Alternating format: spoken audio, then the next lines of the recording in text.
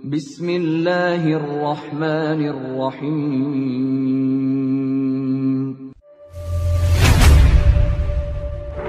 Ya ayyuhalladzina amanu udkhulu fis-silmi kaffah.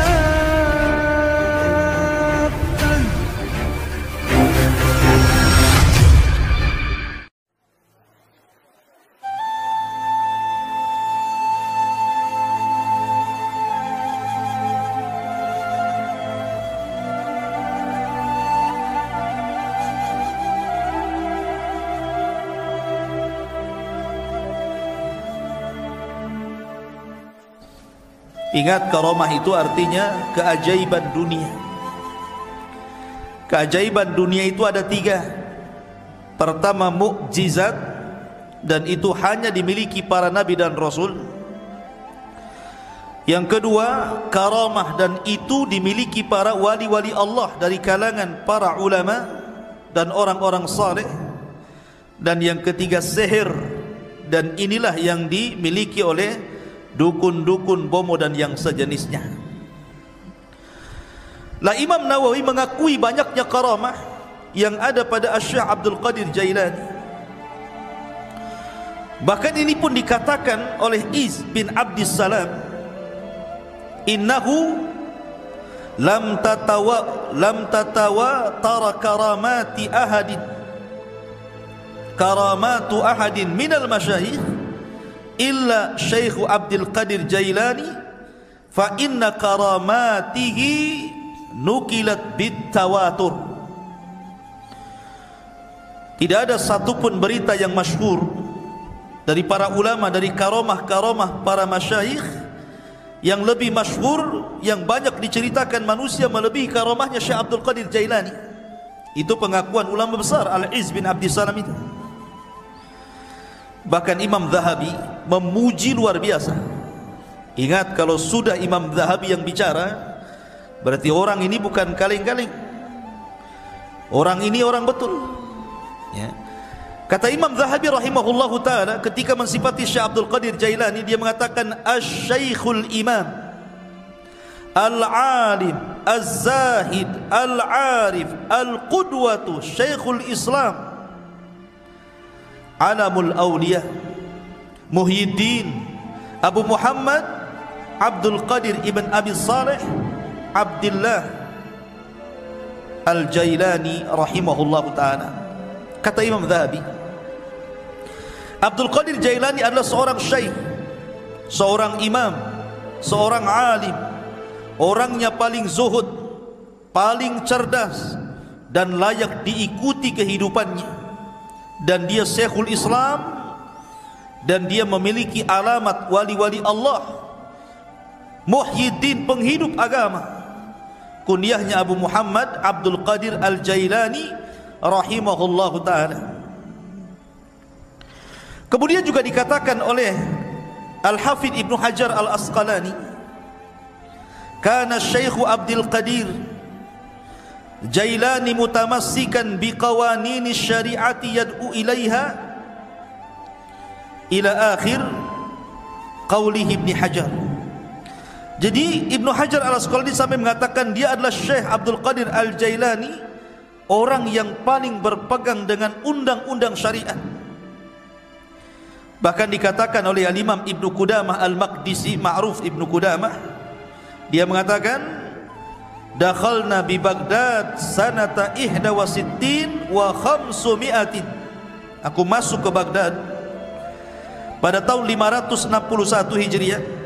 Fa idza Syekh Abdul Qadir Jailani biha intahat ilaiha biha ilman wa amalan wa halan wastifta'an.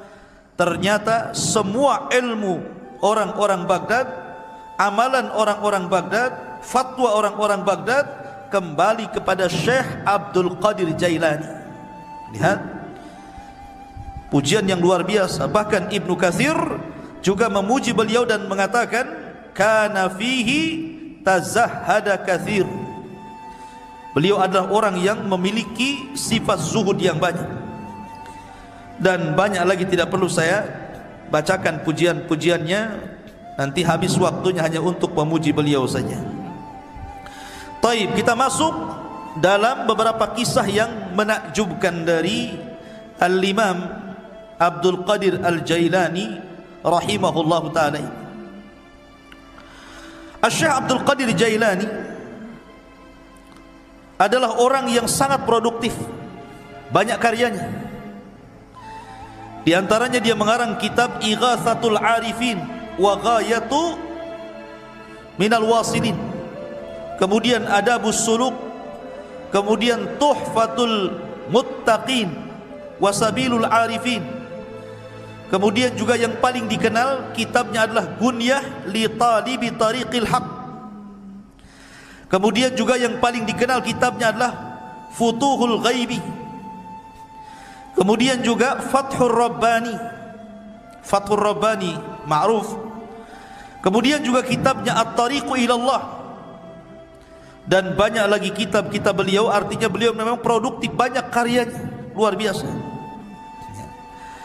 Lah sebagaimana para ulama yang lainnya, ikhwatu fiddin muliakan Allah Azza wa Jalla, Syekh Abdul Qadir Jailani ini meninggal, ayahnya ketika baru meninggal, baru melahir, beberapa bulan setelahnya ayahnya meninggal. Artinya Syekh Abdul Qadir Jailani ini yatim, dan yang mencetak dia menjadi ulama besar itu rupanya ibunya. Sering saya ulang-ulang, banyak para ulama dunia yang mencetak ulama siapa? Ibu-ibunya. Imam Syafi'i dicetak ibunya, Imam Ahmad yang cetak ibunya. Termasuk juga Syekh Abdul Qadir Jailani yang mencetak menjadi ulama besar adalah ibunya, karena dia terlahir yatim. Ibunya adalah wanita yang sangat salihah, dan nasabnya saya katakan tadi sampai kepada Husain ibn Ali, artinya dia seorang Husainiyah, wanita dari ahli bait, keturunan Husain ibn Ali ibn Abi Talib radhiyallahu anhu.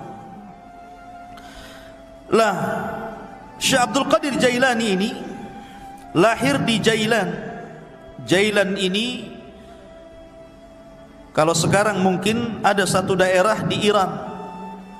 Di Iran ada tempat namanya Jailan. Maka Syekh Abdul Qadir Jailani dinisbahkan kepada daerah kelahirannya Jailan. Maka disebut Abdul Qadir Jailani, karena dia orang Jailan, dan Jailan itu satu kota kecil yang ada di Iran ketika itu. Dan itu bukan kota para ulama. Jailan itu bukan kota para ulama, sehingga Syekh Abdul Qadir Jailani tidak puas belajar di Jailan karena itu bukan kota para ulama. Maka sebagaimana umumnya para ulama, dia pun rihlah li talabul ilmi, berangkatlah dia dari Jailan menuju Baghdad. Dan Baghdad kala itu adalah kota para ulama. Terlahir ulama-ulama dunia, ma'ruf Baghdad itu, ya. Tetapi sayang ketika diserang oleh Tatar, tentara Mongolia, maka tentara Tatar banyak membakar kitab-kitab para ulama, sehingga banyak yang hilang sampai hari ini. Keganasan Mongolia ketika menyerang Tatar di zaman Syekhul Islam Ibnu Taimiyah rahimahullah ta'ala. Walaupun ketika Abdul Qadir Jailani hidup di zaman Khalifah Abbasiyah, dan ketika itu memang kondisinya sangat memprihatinkan, karena banyak terjadi huru peperangan di mana orang-orang Antokiyah, orang-orang Sadibi itu, orang-orang Nasrani menyerang kaum muslimin, dan ribuan kaum muslimin banyak meninggal dunia. Memang banyak kekacauan di zaman itu. Tetapi walaupun demikian, Baghdad itu masih negara atau kota yang sangat dicintai para thalabatul ilmi, karena masih banyak ulama yang hidup di situ. Salah satunya adalah tujuan safarnya Syekh Abdul Qadir Al-Jailani rahimahullahu ta'ala ketika usianya 18 tahun. Kemudian dia safar dari Jailan menuju Baghdad, dan dia belajar di rantau selama 33 tahun baru pulang. Anda bisa bayangkan, besar-besar di jalan tuh, tua-tua di jalan ya. 33 tahun. Coba bayangkan, ini pondok Jabal Uhud nih, tiap minggu dijenguk, kadang-kadang minta pulang. Ini Syekh Abdul Qadir Jailani 33 tahun dia enggak dijenguk sama ibunya. Betul-betul setelah dia menguasai seluruh funun ilmu, baru dia pulang menjadi Syekh Baghdad, diakui keilmuannya. Makanya salah satu syarat talabul ilmi, kata Imam Syafi'i, tuluz zaman, lamanya waktu. Karena ilmu itu bukan ta'ammul tapi ta'allum. Bukan ta'ammul, bukan dipikirkan tiba-tiba dapat ilmu yang disebut dengan laduni, bukan, tapi dengan cara belajar. Salah satunya diperlukan tuluz zaman, panjangnya waktu. Maka Syekh Abdul Qadir Jailani belajar 33 tahun, menguasai akidah, fikih, usul, mustalah, hadis, macam-macam dikuasai. Makanya kemudian tadi disebutkan oleh Imam Zahabi bahwa dia adalah Syekhul Islam, karena dia bidang semua ilmu syariat. Ma'asyiral muslimin, ada cerita yang menarik. Di sini mulai ceritanya nih. Ketika Syekh Abdul Qadir Jailani hendak berangkat safar dari Jailan menuju Baghdad, ibunya memberikan bekal 40 dirham. Besar 40 dirham, ikhwan. Arba'ina dirhaman itu besar, karena satu dirham itu 4 gram emas lebih, ya, satu dirham itu. Kalau 1 gramnya itu anggaplah 1 juta, berarti satu dirham itu 4 juta kali 40, kan begitu ya, kan besar, lumayan kan. Ibunya memesankan kepada Syekh Abdul Qadir Jailani, la taqdzib ala ahad, la taqdzib ala ahad, jangan kau berdusta kepada siapapun, jadi anak yang jujur. Dipegang itu wasiat ibunya itu. Berangkat dia dari Jailan menuju Baghdad. Allah takdirkan ketika dia bersama rombongan dengan orang-orang lain yang menuju Baghdad, tah bersama para pedagang, pokoknya rombongan gitu ya, bersama yang lainnya, Allah takdirkan di tengah jalan dirampok. Datang para perampok ini, perompak padang pasir ini, ya, bukan bajak laut, bajak padang pasir, ya, karena di padang pasir kan itu. Jadi dikepunglah itu orang-orang, termasuk di dalamnya Syekh Abdul Qadir Jailani. Maka semua barang-barang orang itu diambil, namanya rampok, yang ngerampok lah kan, diambil barangnya. Giliran terakhir kepada Syekh Abdul Qadir Jailani, kamu punya barang apa? Kata Syekh Abdul Qadir Jailani, indi arba'ina dinar, ngaku pula nih, saya punya 40 dinar. Dicari, gak ketemu. Kamu bilang kamu punya uang 40 dinar, kata Syekh Abdul Qadir Jailani, iya saya punya 40 dinar. Mana uang itu? Akhirnya dicari-cari ketemu. Ini ketua rampok ini heran. Biasanya kalau orang mau dirampok dan punya uang pasti tidak akan ngaku tuh. Apalagi Syekh Abdul Qadir Jailani ini menyembunyikan uang itu di tempat yang sangat rapi, susah untuk ditemukan. Tapi jujur dia ingat kata-kata ibunya, jangan dusta. Walaupun yang nanya perampok ngomong saja. Itu maksudnya. Jadi rampok ini mengatakan kepada Syekh Abdul Qadir Jailani, kenapa kamu mengaku kamu punya uang arba'ina dinar, 40 dinar itu? Maka dia mengatakan, karena aku sudah berjanji kepada Allah, kemudian kepada ibuku dan kepada diriku sendiri, alla aqdzib ahadan, aku tidak mungkin dusta kepada siapapun, termasuk kepada kamu wahai para perampok. Dari situ tersentuh dari kata-kata Syekh Abdul Qadir Jailani. Maka rampok ini seumur hidup tidak pernah menangis. Ketika itu dia meneteskan air mata karena melihat kejujuran Syekh Abdul Qadir Jailani, dan setelah itu dia bertobat dari rampoknya. Perampok tobat karena melihat kejujuran Syekh Abdul Qadir Jailani. Karamah ikhwan, ya. Masyaallah muslimin yang dimuliakan Allah Azza wa Jalla. Kemudian ketika dia sampai saja di kota Baghdad, ingat kota Baghdad itu sekali lagi itu ibu kota, kota yang metropolitan bahasa kita, semua serba mahal, ya. Sementara bekal Syekh Abdul Qadir Jailani ini hanya bisa dimakan beberapa hari dan bulan, tidak bisa bertahan bertahun-tahun. Makanya disebutkan oleh para ulama bagaimana kesabaran Syekh Abdul Qadir Jailani ketika menuntut ilmu, ikhwan. Dijelaskan bahwa gini, Jadi disebutkan oleh Al-Hafidh Ibnu Rajab Al-Hambali rahimahullahu taala dalam kitabnya Dzailut Tabaqat Al-Hambali.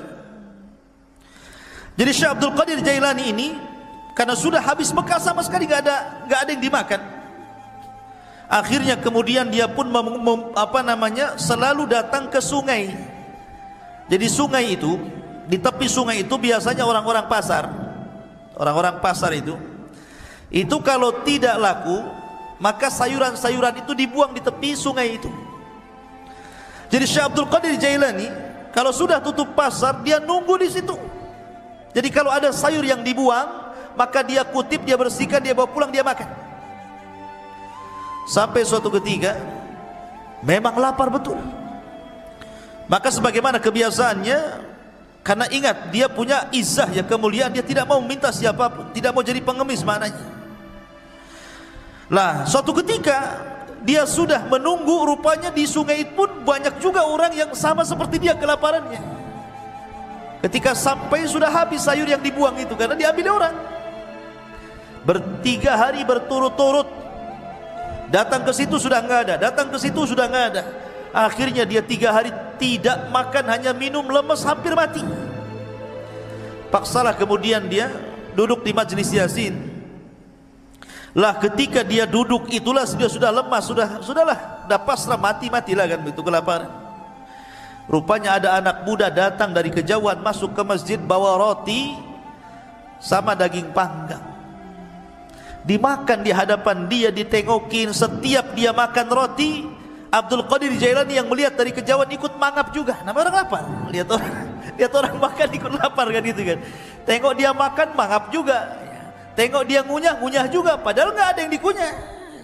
Orang lapar seperti Fata Morgana kan itu dilihat. Akhirnya anak muda yang makan ini memperhatikan Syekh Abdul Qadir Jailani ini aneh. Didekati akhirnya dan ditanya, kamu ini siapa? Ya. Dan dari mana? Kemudian dia mengatakan, ana Abdul Qadir dari Jailan. Peranjat anak muda ini dan mengatakan, saya juga dari Jailan, sama dengan kamu. Siapa namamu tadi? Abdul Qadir. Siapa nama ayahmu? Si Anu. Siapa nama ibumu? Si Anu. Mana kampungmu ini? Gitu. Langsung gemetar orang ini dan mengatakan, sesungguhnya ibumu itu menitipkan uang kepadaku untuk dihantar kepadamu dan beberapa roti. Aku sudah putus asa mencarimu, sampai roti yang dititipkan ibumu ku makan juga, tapi aku takut mengambil uangmu, sehingga terpaksa aku makan bangkai karena darurah. Rupanya Allah takdirkan saya ketemu di masjid ini dengan kamu, wahai Abdul Qadir. Ini uang yang dititipkan ibumu kepadaku, ambillah. Tolong ikhlaskan roti yang dititipkan ibumu yang sudah kumakan. Ya. Lihat bagaimana kondisi Syekh Abdul Qadir Jailani. Ini thalabul ilmi namanya ya, kelaparan gitu. Mana ada di Jabal Uhud kelaparan, yang ada dibuang-buang. Enggak habis lauknya masih banyak kan itu. Ya, kenapa? Udah makan nambah lagi di warung. Thalabul ilmi sekarang dipenuhi makanan, bukan dipenuhi ilmu. Di lemarinya bukan kitab, Indomie. Ma'asyiral muslimin yang dimuliakan Allah Azza wa Jalla. Jadi begitulah Syekh Abdul Qadir Jailani rahimahullahu taala kesabaran dalam menuntut ilmu. Ada kisah yang menarik juga ya, kawan. Disebutkan tentang perdebatan Syekh Abdul Qadir Jailani dengan syaitan, dengan iblis. Debat dengan syaitan. Ya. Dan itu disebutkan oleh Syekhul Islam Ibnu Taimiyah rahimahullahu taala dan dikatakan oleh Syekh Shalih Al Fauzan hafizahullahu taala, ini menunjukkan bagaimana kecerdasan fikihnya Abdul Qadir Jailani. Sampai Syekh Shalih Al Fauzan hafizahullahu taala mengatakan, ini menunjukkan kecerdasan fikihnya Syekh Abdul Qadir Jailani ketika berbantah dengan syaitan. Bagaimana kisahnya? Dijelaskan suatu ketika beliau mengatakan, saya sedang safar dan ketika itu cuaca sangat panas sekali. Ala harri fi ba'dil asfar, panas sekali. Tiba-tiba ketika panas terik gitu kan, karena matahari memancar luar biasa, tiba-tiba ada awan. awan itu menaungi kepalaku, menghalangi antara terik matahari dengan kepalaku. Dari situlah tiba-tiba dari awan hitam yang menaungi diriku, kata Syekh Abdul Qadir Jailani, nada munadin, tiba-tiba ada yang menyeru dari langit sana, ada yang menyeru dan mengatakan, ya Abdul Qadir, ana rabbuk. Wahai Abdul Qadir Jailani, saya adalah Rabbmu. Maka Syekh Abdul Qadir Jailani rafa'a ra'sah, melihat ke langit dan mengatakan, antallah la ilaha illahu, apakah engkau adalah Allah yang tidak ada sembahan berhak disembah kecuali Dia? Maka kemudian suara itu ada lagi di langit dan mengatakan, ana rabbuk, saya Tuhanmu, ana rabbuk, saya Tuhanmu. Syekh Abdul Qadir Jailani mendengarkan sampai akhirnya, setelah dia mengatakan ana rabbuk, wa qad ahlaltu laka ma haramtu alaika ya Abdul Qadir, saya Tuhan wahai Abdul Qadir, aku telah halalkan yang sebelumnya kuharamkan kepadamu. Maknanya semua manusia haram melakukan ini, kau halal. Semua manusia haram memakan khamar, kau halal. Semua haram berzinah, kau halal. Pokoknya seperti itu. Tiba-tiba Syekh Abdul Qadir Jailani mendengar kata-kata, aku sudah menghalalkan kepadamu yang diharamkan aku kepada selainmu. Maka dia mengatakan, kadzabta ya aduwallah, kadzabta ya aduwallah, dusta engkau wahai musuh Allah, bal anta syaitan, engkau bukan Tuhan, kau adalah syaitan. Fatamazzaqat tilkas sahab, tiba-tiba awan hitam itu langsung berpecah, menyebar, ya. Lah dari situlah tiba-tiba kemudian muncul lagi suara dan mengatakan, ya Abdul Qadir, najauta minni bifiqhika fi dini, wahai Abdul Qadir, engkau sudah selamat, ya. Najauta minni, engkau selamat dariku dengan kecerdasan fikihmu dalam agamamu. Laqad fatantu bihadzal hilah qablaka 70 rajulan, sungguh sebelum itu, kata syaitan, aku sudah menguji 70 orang semisal kamu dari kalangan para ulama, kalangan zuhad, dan mereka terkena fitnahku kecuali kamu, katanya, ya. Lihat bagaimana Syekh Abdul Qadir Jailani mengatakan apa? Tidak mungkin. Kenapa? Kenapa Syekh Abdul Qadir Jailani mengatakan kadzabta, dusta kamu? Karena kata Syekh Abdul Qadir Jailani, ketika ditanya maka dia mengatakan, araftu annahu syaitan. Kenapa aku tahu dia syaitan? Karena ketika dia mengatakan aku halalkan kepadamu yang kuharamkan kepada selainmu, maka dia mengatakan, li anna ba'da Rasulillah sallallahu alaihi wasallam la tahlila wa la tahrim, tidak ada yang berhak menghalalkan dan tidak ada yang berhak mengharamkan setelah Nabi sallallahu alaihi wasallam. Bagaimana mungkin kalau kemudian dalam dunia tarekat, ya, di mana orang itu kalau sudah tingkatan makrifat sampai meyakini adanya hululiyah, manunggale Gusti, gitu ya, bahwa Allah itu betul-betul menyatu dengan badan, tiba-tiba kemudian seseorang boleh tidak melaksanakan sholat, boleh meninggalkan zakat, boleh meninggalkan puasa, boleh tidak haji, karena alasannya Tuhan sudah menyatu, ana anta anta ana, bahasanya. Saya kamu, kamu saya, katanya. Bingung dia, mana saya, mana Tuhan, karena menyatu masalahnya. Makanya terkadang makin makrifat itu bukan makin baik, makin bejat, kan begitu. Karena dia meninggalkan sholat, dia meninggalkan apapun. Ketika ditanya, kenapa anda tidak sholat? Siapa bilang saya tidak sholat? Bukankah Allah yang mengatakan, inna sholata li dzikri, sholat itu untuk mengingat diriku. Jadi kalau aku sudah ingat Allah, aku sudah sholat, katanya. Karena sholat itu untuk mengingat diriku. Apalagi kemudian Allah berfirman, u'budullaha hatta ya'tiyakal yakin, sembahlah Allah sampai yakin. Aku sudah yakin, ngapain aku nyembah, katanya, kan. Nah, kacau nih kalau sudah Quran dipelintir-pelintir. Padahal yang dimaksud sembahlah Allah sampai yakin, maksudnya sampai ajal. Yakin di sini maknanya ajal, kata Imam Ibnu Katsir rahimahullahu taala dan ahli tafsir yang lainnya. Sembah Allah sampai mati, bukan sampai yakin. Artinya kalau sudah yakin tidak perlu sembah, gitu ya. Nah, itu kebelinger tuh. Ma'asyiral muslimin, jadi Syekh Abdul Qadir Jailani mengatakan apa? Dia mengatakan bahwa setelah Rasul tidak ada yang menghalalkan, tidak ada yang mengharamkan. Makanya dia mengatakan kepada setan, ya, kadzabta, dusta kamu. Enggak mungkin halal bagiku, haram bagi orang lain, atau sebaliknya kan gitu. Ma'asyiral muslimin yang dimuliakan Allah Azza wa Jalla. Dari sinilah maka Syekhul Islam Ibnu Taimiyah rahimahullahu taala beliau memuji dua perkara dari sosok Syekh Abdul Qadir Jailani. Pertama, ketika Abdul Qadir Jailani membahas tentang takdir dan membantah penyimpangan dalam Qadariyah. Yang kedua, bagaimana ketika Abdul Qadir Jailani mendebat syaitan. Dari sini salah kata Imam Ibnu Taimiyah, aku sangat mengagumi Syekh Abdul Qadir Jailani, sebagaimana disebutkan Imam Abdul Qayyim dalam kitabnya Madarijus Salikin fi iyyaka na'budu wa iyyaka nasta'in.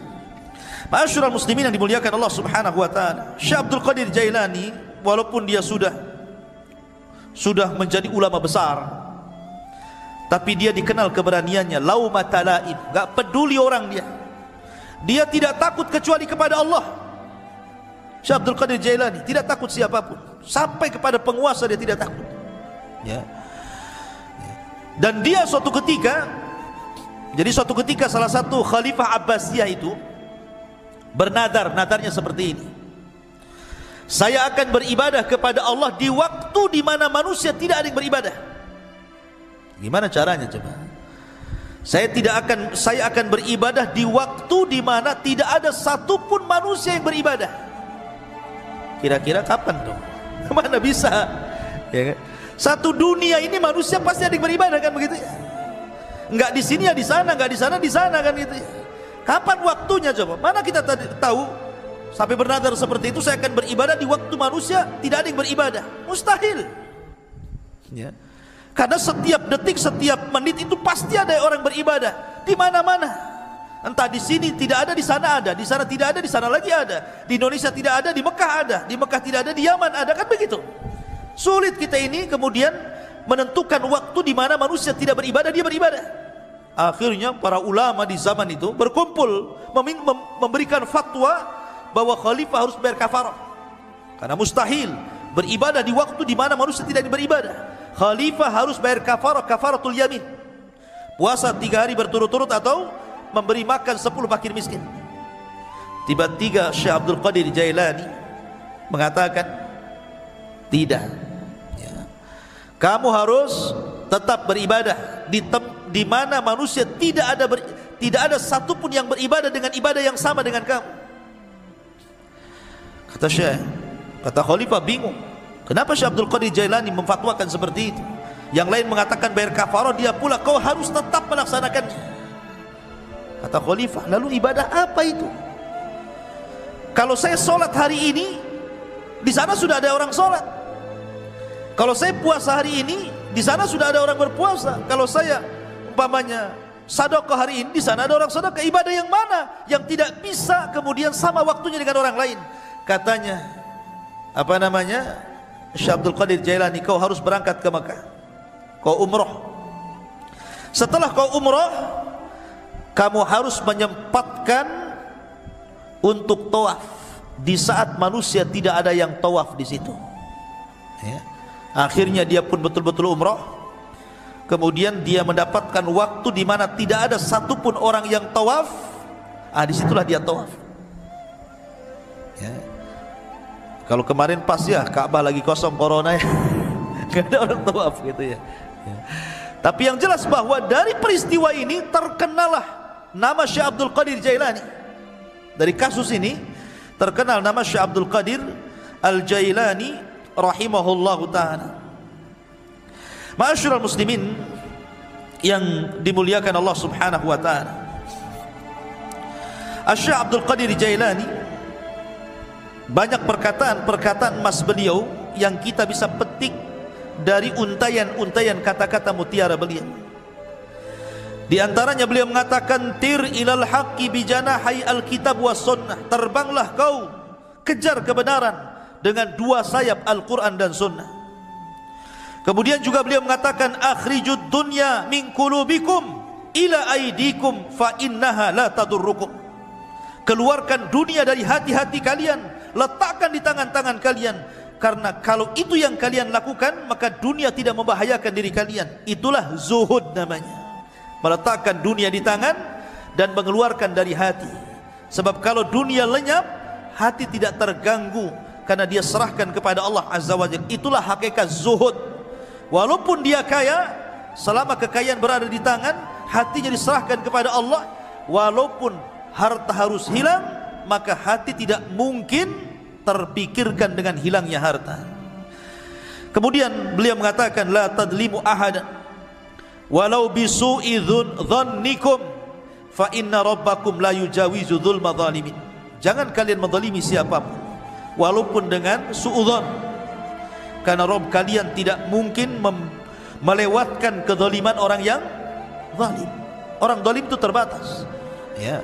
Tidak mungkin kalau dia menzalimi kemudian betul-betul kita ini mendapatkan kecelakaan sesuai kehendaknya. Tidak, karena kezaliman yang dia lakukan pun sudah dicatat di Lauhil Mahfuz.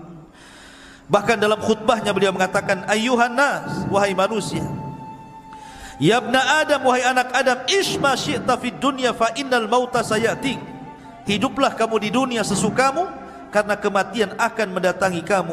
Wa ahbib dunya mastata' fa innaka satufariqaha. Cintai dunia sekehendakmu, karena dunia pasti akan meninggalkan kamu. Wa'mal mastata'ta fa innallaha bi amalika sayuzik. Beramalah semampu kamu, karena sungguhnya Allah dengan amalanmu akan membalas seluruh amalan. Dan banyak kisah-kisah yang menarik. Tetapi kalau kita melihat Syekh Abdul Qadir Jailani ini, ikhwan, dia seorang ulama Hambali. Ingat, seorang ulama Hambali. Memang dia itu punya kelebihan, kalau dia berceramah, memang dia seorang orator. Orang itu mudah menangis apabila mendengar kata-kata Syekh Abdul Qadir Jailani. Makanya kalau dia membuka majlis ilmu, majlis taklim itu, yang datang ngaji setiap kali menyampaikan kajian 70.000 rajulin, 70.000 talabatul ilmi, 70.000 para talabatul ilmi itu numplak di masjidnya itu. Bayangkan sekali kajian tuh. Kalau di musim corona ya nggak ada yang ngaji, ya kan? Walaupun tidak di musim corona, siapa kecuali tabligh akbar lah ya, bukan kajian rutin.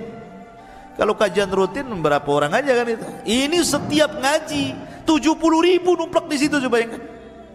Kan ulama luar biasa. Ya, makanya kemudian terlahir para ulama dari Syekh Abdul Qadir Jailani. Dan banyak para ulama sezaman dia mengambil akhlaknya, mengambil petuahnya, dan dia pun melahirkan ulama-ulama dunia setelahnya. Tetapi para pengikut setelahnya sampai hari ini banyak yang gulu ekstrim, melampaui batas, bahkan memuji Syekh Abdul Qadir Jailani melebihi kapasitas dia sebagai manusia. Bahkan ada yang sampai menuhankan, naudzubillah, ya, sampai menuhankan Syekh Abdul Qadir Jailani. Dia manusia, dia ulama, sama dengan ulama-ulama yang lainnya, karyanya banyak. Terkadang orang-orang yang mengkultuskan Syekh Abdul Qadir Jailani, dia sendiri tidak paham siapa Abdul Qadir Jailani, bagaimana karya-karyanya, bagaimana pengetahuannya, bagaimana pendapat-pendapat dia seputar solat, seputar zakat, seputar puasa, muamalah. Kadang nggak paham, ya. Dia hanya terbawa cerita orang, terkadang cerita khurafat-khurafat yang ditimbulkan, yang tidak ada sanad kepada beliau, akhirnya mengkultuskan dan sampai menuhankan, naudzubillah. Ingat bahwa manusia tetaplah manusia. Kita hargai dia seorang ulama besar, ulama hadis, ulama tafsir, ulama fikih, sama dengan ulama-ulama yang lainnya, ya. Dan kita mendoakan rahimahullah, semoga Allah merahmati Syekh Abdul Qadir Al-Jailani. Apalagi nasab beliau memang dua-duanya keturunan Hasan dan Husain, dari jalur bapaknya Hasan dan dari jalur ibunya adalah Husain. Dan kita tidak menafikan banyaknya karamah dari Syekh Abdul Qadir Jailani. Dan sekali lagi bahwa beliau sangat terpengaruh dengan pemahaman Al-Imam Abu Hamid Al-Ghazali. Ini kisahnya juga sangat menarik. InsyaAllah nanti kita akan kisahkan beliau. Dan beliau adalah salah satu guru juga dari Syekh Abdul Qadir Al-Jailani rahimahullahu ta'ala. Subhanakallahumma bihamdika asyhadu an la ilaha illa anta astaghfiruka wa atubu ilaik. Allahu ta'ala. Assalamualaikum warahmatullahi wabarakatuh.